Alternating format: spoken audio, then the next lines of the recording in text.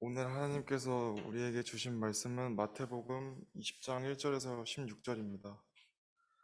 하늘나라는 자기 포도원에서 일할 일꾼을 고용하려고 이른 아침에 집을 나선 어떤 포도원 주인과 같다.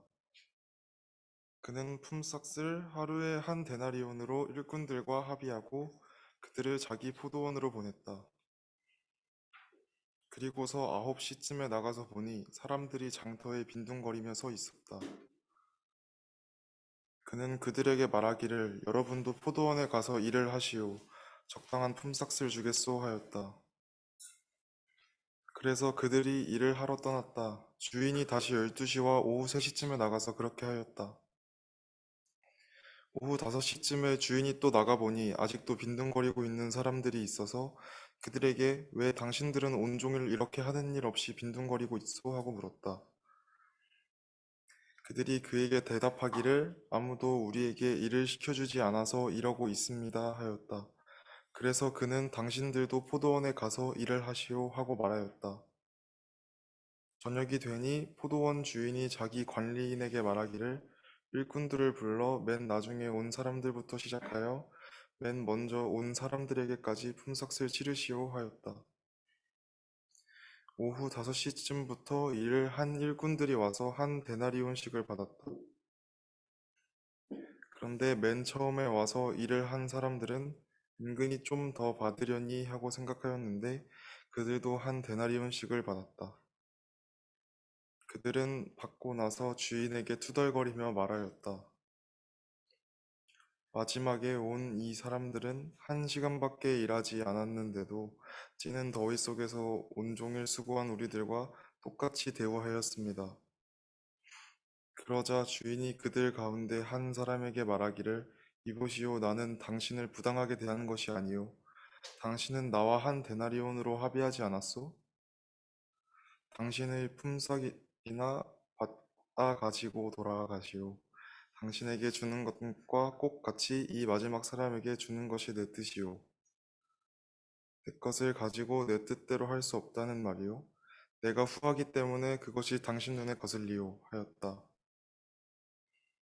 이와 같이 꼴찌들이 첫째가 되고 첫째들이 꼴찌가 될 것이다. 아멘.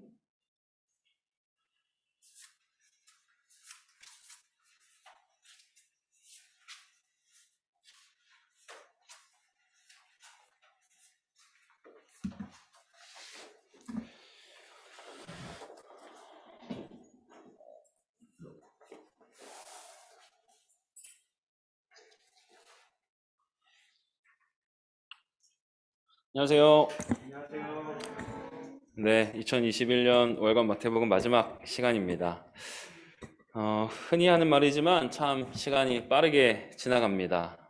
첫 월간 마태복음을 준비하면서 긴장했던 게 그렇게 오래된 것 같지 않은데 벌써 성탄절을 코앞에 두고 있습니다. 제가 올해 교회에서 담당하는 역할 중에 이제 크게 달라진 것이 두 가지가 있는데 첫 번째는 CR 어린이들과 함께 예배 드리게 된 것이고요. 오늘도 우리 이준이, 다율이, 경은이가 예배에 같이 참여해줘서 너무 고맙습니다. 그리고 두 번째는 한 달에 한 번 월간 마태복음을 하게 된 것입니다. 올해 마지막 월간 마태복음을 준비하면서 지난 한 해 동안 내가 어떤 말씀을 나눴나 마태복음을 통해서 좀 돌아봤는데요. 먼저 1월호에서는 마태와 우리의 연결고리라는 제목으로 되게 재미없는 족보 이야기, 마태복음의 시작이 족보로 시작되잖아요.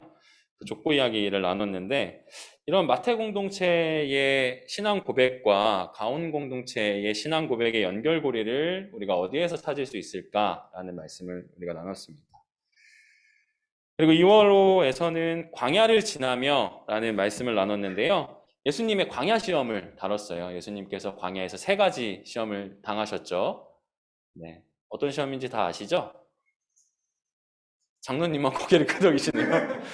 네, 어쨌든 그리스도인에게 광야 시험은 하나님만이 내 어두움에 빛이 되시는 것을 경험하는 신비의 자리이고 하나님만이 나의 참 기쁨이 되시는 것을 경험하는 은총의 자리이자 하나님만이 내 인생의 주인이 되시는 것을 경험하는 거룩한 자리이다 라는 말씀을 나눴습니다.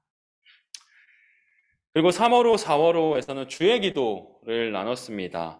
주의 기도를 크게 하늘을 향한 청원과 땅을 향한 청원 이 두 가지로 좀 분류해서 말씀을 나눴는데, 우리가 주의 기도를 드린다는 것은 하늘과 땅에서 일하시는 하나님의 뜻에 동참하겠다는 다짐의 기도이다라는 말씀을 나눴습니다.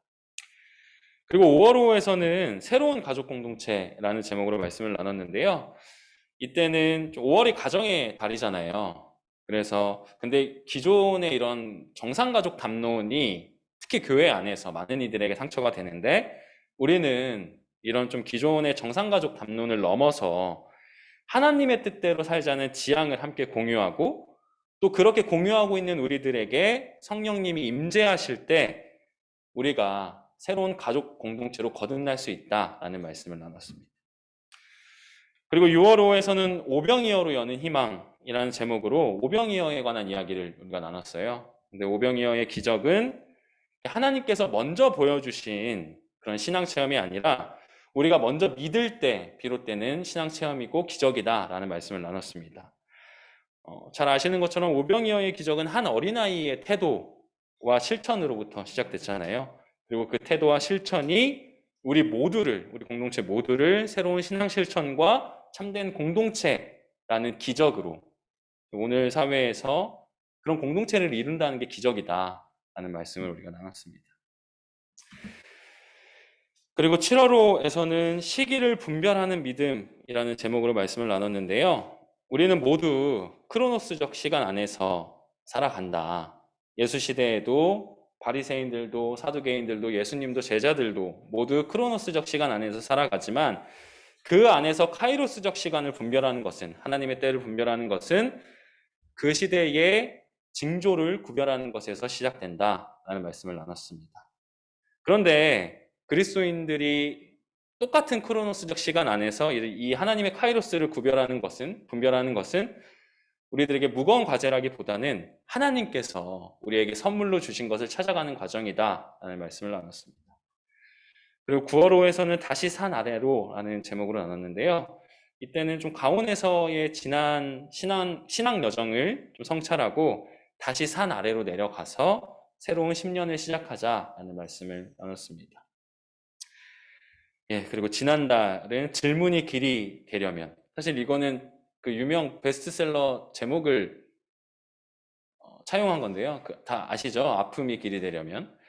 그래서 질문에 따라서 그 과정과 답이 달라지고, 그러한 질문과 과정과 답들이 함께 모일 때 우리의 인생이 형성된다. 그래서 우리가 질문해야 할 것은 코로나가 우리의 신앙과 교회에 어떤 영향을 미쳤는가를 묻는 것이 아니라, 우리의 신앙과 교회는 코로나 시대에 어떤 삶을 형성해 왔는가를 물어야 한다. 그렇게 우리의 질문이 바뀌어야 된다. 그럴 때 질문이 길이 될 수 있다라는 말씀을 나눴습니다.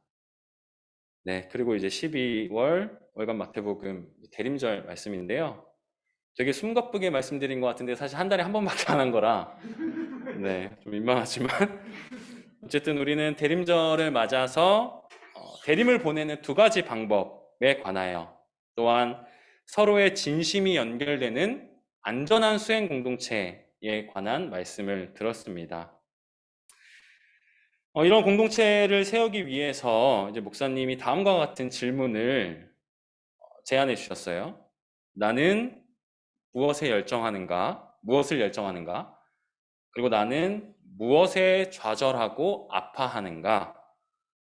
그리고 이 마음을 하나님과 어떻게 일치시키고, 나의 열정과 나의 좌절과 아픔을 어떻게 하나님과 일치시키고, 또 함께 모여있는 우리는 서로 어떻게 연결되어 갈까라는 질문을 주셨는데요. 오늘 이 질문을 마음에 품고 오늘 본문 말씀을 살펴보겠습니다. 오늘 본문 말씀은 지난 주일 대림 묵상 때 나눴던 본문 말씀이에요. 근데 그때 참여하지 못하신 분들도 계시고 참여한 분들도 계신데, 오늘 말씀을 보고서 좀 어떤 느낌이나 생각이 드시나요? 아마 주로 포커스는 포도원 주인의 그 행위에 관한 것이겠죠? 포도원 주인, 내가 그 일꾼이라면 그 포도원 주인의 모습을 보고 그 말을 보고 사실 조금 저는 이 말투가 약간 좀 불편할 때가 있거든요. 그 수로보니게 여인에게 하시는 말씀도 보면 예수님이라고 그렇게 말하면 안 된다. 너무 좀 그런가? 어쨌든 안 된다고 생각해요, 저는. 오늘 말씀도 되게 불친절해요, 사실. 내가 내 돈 갖고 내 맘대로 하게, 이렇게 하지 말고 좀 친절하게 해주시면 안 되나? 그 뜻은 알겠지만. 어쨌든, 여러분은 어떤 생각이 드시나요? 그리고, 게다가 오늘 말씀은 이 하나님 나라가 포도원 주인과 같다고 말씀하시잖아요, 예수님이. 우리 교회는 이 예수님의 말씀을 어떻게 좀 해석하고 적용할 수 있을까? 이런 고민을 좀 나눠보려고 합니다. 포도원 주인은 아침 일찍 사람들을 불러서 한 데나리온을 주기로 하고 일을 시키죠. 당시에 하루의 노동 시간은 해가 뜰 때부터 별이 뜰 때까지였대요. 사실 굉장히 긴 시간이죠. 그러니까 그 주인이 해가 뜰 때 일을 시켜야 되니까 해가 뜨기 전에 이제 인력 시장에 가서 사람들을 불러서 너 오늘 별이 뜰 때까지 일하면 내가 한 데나리온을 줄게 라고 이제 사람들을 불러 모은 것입니다. 이제 한 데나리온은 그 노동자들의 가족이 하루를 먹고 살 수 있는 비용에 해당되는데, 그렇게 사람들을 모아온 포도원 주인이 거기에서 그치지 않고 또 장터에 나가서 사람들을 불러옵니다.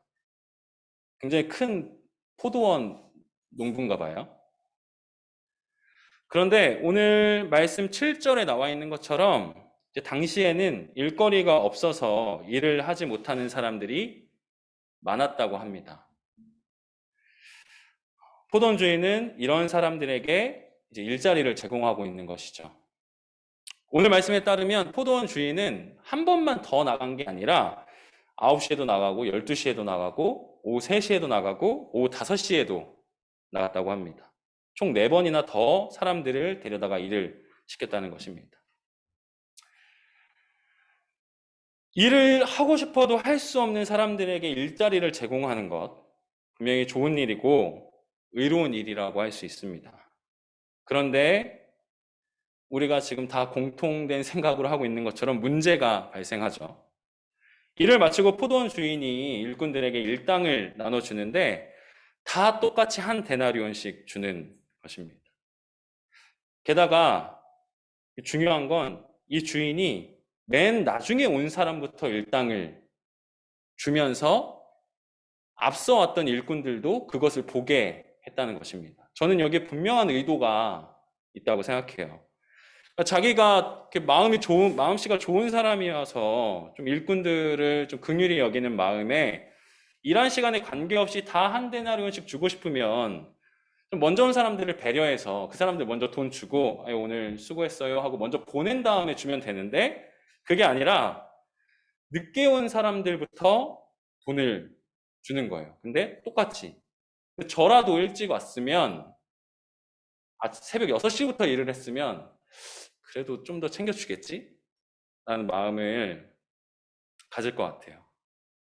그러니까 사실 되게 우리의 일반적인 상식으로는 굉장히 이해하기 어려운 일을 포도원 주인이 하고 있는 것입니다. 이런 저 같은 사람들, 그러니까 일찍 온 사람들이 포도원 주인에게 불만을 제기합니다. 이거 너무 불공정한 거 아니냐. 업적에 따른 보상을 해야지. 당신이 하는 행동은 의로운 것도 아니고 선행도 아니고 오히려 우리의 질서를 무너뜨리는 일이다. 요즘 우리 사회에서도 굉장히 중요한 주제죠. 공정과 평등, 보상과 업적, 능력. 그러자 포도원 주인은 이렇게 말합니다.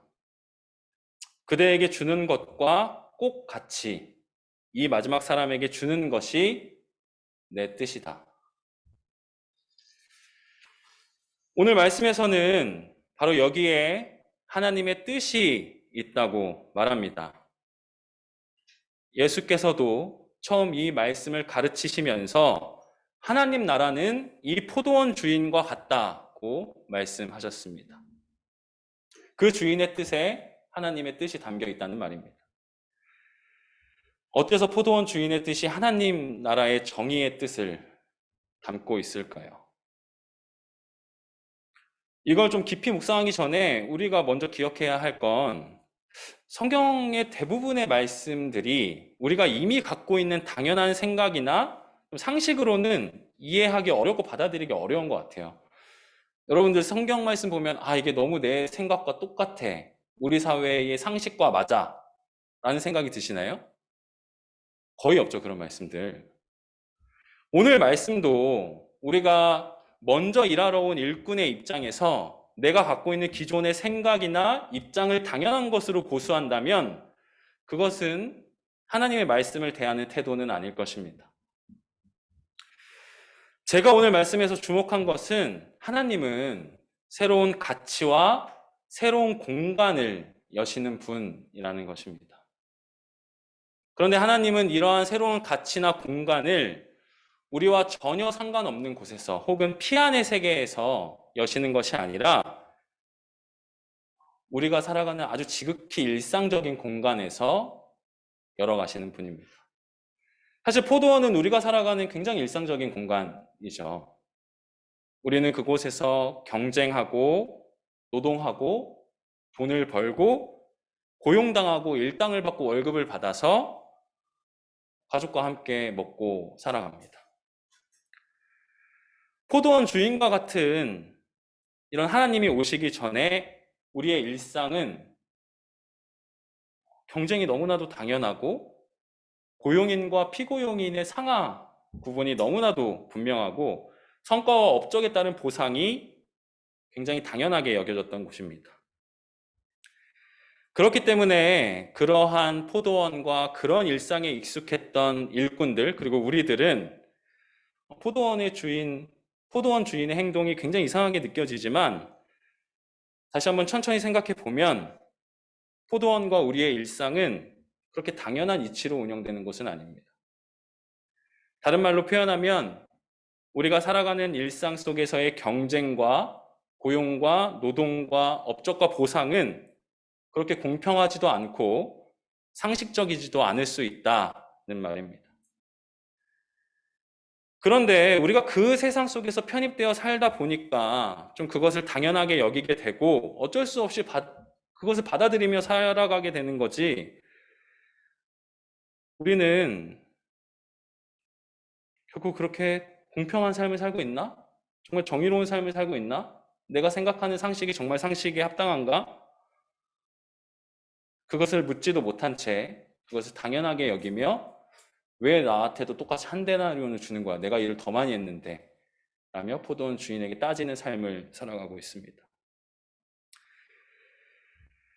오늘 말씀에서 포도원 주인으로 대변되는 하나님은 그렇게 불공평하고 부당하고 상식적이지 않은 우리의 당연함에 새로운 가치를 세우시고 새로운 공간을 창조하시는 분입니다. 그렇다면 이제 그 이후에 포도원 주인이 그렇게 임금을 주고 나서 그 다음에 포도원은 어떻게 됐을까요? 사실 우리가 상상해야 될 것은 그 이후인 것 같아요. 요즘 사람들이 말하는 것처럼 이런 포퓰리즘 같은 정책으로 망했을까요, 포도원이? 여러 생각과 상상을 할 수 있지만 저는 제가 상상하기로는 그 포도원이 더 이상 단순히 사람들을 모아놓은 일터가 아니라 사람들이 모여있는, 사람들이 모이게 되는 공동체로 변화해가지 않았을까 생각합니다. 너무 허무맹랑한 상상인가요? 저는 이게 저의 경험에 기반한 상상이라고 생각하는데 저한테는 금을코 학교의 경험이 그래요. 사실 우리 사회에서 사람들을 모아놓은 공간의 대표적인 사례가 바로 학교입니다. 학교 선생님이 계셔서 좀 조심스럽긴 하지만 이런 학교의 이런 수직적인 구조와 일방향적인 목표와 관계는 학생들만 학교 가기 싫어하는 것이 아니라 선생님들도 학교 가기 싫어하는 기이한 현상을 만들어냈습니다. 금을코 학교 교사라서 조금 부끄럽긴 하지만 금을코 학교는 교사와 학생은 물론이고 학부모와 마을의 사람들까지도 관심을 갖고 참여하는 공간입니다. 그래서 금을코 학교는 이렇게 1년에 4학기로 운영되거든요. 봄, 여름, 가을, 겨울. 그때마다 이제 친구들에게 의사를 묻고 수업 신청을 받는데 그때마다 금을코 친구들은 자기들이 좋아서 수업에 참여하고 학교 생활을 이어갑니다. 졸업생들의 관심도 엄청나요. 그래서 졸업생들끼리도 이렇게 잘 모여서 활동을 하는 것은 물론이고 학교의 미래를 졸업생들이 걱정합니다. 우리 학교가 계속 지속 가능할 수 있을까? 그래서 입학 설명회 때 참여를 해요. 입학 설명회 때 참여하는 졸업생들이 특이하죠. 특이한 사람이 여기도 앉아 있는데 입학 설명회 때 참여해서 후배들과 학교를 돕는 일을 자처합니다. 얼마 전에도 입학 설명회를 진행할 때 부탁하지 않았는데 졸업생 친구들이 참여해서 참으로 큰 힘이 재학생들에게도 학부모들에게도 새로 오신 분들에게도 실제로 지금 다니고 있는 재학생들 중에는 이런 졸업생들의 말을 듣고 온 친구들도 있거든요. 저는 이 학교와 그러니까 일반 학교와 금을코 학교의 차이는 좀 새로운 가치와 질서 그리고 새로운 공간이라고 생각합니다. 지금 제가 보여드린 것처럼 저희는 이렇게 선생님만을 쳐다보는 교실의 구조가 아니라 이렇게 서클의 형태로 수업을 진행하거든요. 관계도 그렇고. 그러한 새로운 형태와 관계가 새로운 공간, 금을코 학교라는 공간을 형성하고 그 금을코 학교라는 공간은 거기에 참여하는 사람들의 태도를 새롭게 만듭니다. 공간이 태도를 새롭게 만들고 또 그렇게 새롭게 형성된 태도가 공간을 새롭게 하는 순환이 일어나게 되는 거죠. 그래서 금을코 학교는 감히 말하지만 단순히 사람들을 모아놓은 공간이 아니라 학생들이 또 교사들이 학부모들이 마을 사람들이 모여있는 공간으로 거듭나게 됐습니다. 포도원 주인이 이렇게 새로운 일을 시작하기 전에 포도원은 세상의 곳과 똑같은 곳이었습니다. 세상의 가치나 질서를 동일하게 반복하고 재생산하는 하나의 일터에 불과했지만 포도원 주인이 거기에 새로운 가치를 제안하고 그 공간을 새롭게 형성해 갈 때 그곳은 더 이상 사람들을 모아놓은 공간이 아니라 자발적이고 주체적인 사람들이 모이는 공간이 되어가는 것입니다. 즉 하나님의 뜻으로 시작된 새로운 공간은 사람들의 태도를 변화시키고 그렇게 변화된 사람들이 모이는 포도원은 날이 갈수록 새로운 공간으로 거듭나게 되는 것입니다. 오늘날 한국교회가 비판받는 주요한 원인 중에 하나는 교회가 포도원 주인의 뜻을 따르기보다 오히려 기존 세상의 가치와 질서를 확대하고 재생산하는 역할을 했다는 것입니다. 그런 점에서 우리 교회는 그리고 우리 교우들은 분명 그 가치와 질서를 새롭게 하시는 하나님의 뜻을 분별하려고 굉장히 애쓰는 교회이자 교우들이라고 생각합니다. 그러니까 오늘 말씀의 표현을 빌리면 포도원 주인이 왜 동일한 임금을 주었는지 따지는 사람들이 아니라 따지는 교회가 아니라 왜 그렇게 동일하게 줬을까를 분별하려고 애써온 교회라고 저는 생각합니다. 그런데 저는 우리가 그 단계를 넘어서 포도원 이후의 일을, 포도원 이후에 어떤 일이 일어날까를 생각하는 교회로 한 발자국 더 나가야 된다고 생각합니다. 왜냐하면 우리의 그러한 분별이 얼마나 우리의 삶의 태도로 연결되어 왔는가, 그리고 또 그러한 분별이 우리 가온 공동체를 형성하는 데 얼마나 기여했는가는 우리가 충분히 성찰해야 할 지점이라고 생각하기 때문입니다. 분별된 모든 생각이 모두 나의 태도로 연결되는 것이 아닙니다. 그리고 교회 공동체는 분별만으로 형성되는 공간이 아닙니다. 이제 우리는 저마다 분별하는 사람들을 모아놓은 교회를 넘어 분별이 삶의 태도로 연결되고 또한 그런 사람들이 가온교회라는 이름으로 모일 때 우리에게 일어날 일을 기대하며 새로운 공동체를, 새로운 공간을 이루어 가야 합니다. 대림절 마지막 주일을 보내면서 예수님의 오심을 기다리고 있습니다. 우리가 예수를 기다린다는 것은 이 땅에 새로운 질서와 새로운 가치와 새로운 공간을 여시고 이를 통해 교회 공동체를 이루어 가시는 예수님을 향한 기다림입니다. 우리는 이제 분별을 넘어 우리를 가온으로 부르신 예수님과 함께 또한 내 옆에 교우와 함께 새로운 포도원의 일을, 새로운 가온의 10년의 일을 시작해야 합니다. 우리 안에서 일어날 가온의 새로운 신앙 사건과 새로운 역사를 기대합니다. 함께 기도하겠습니다.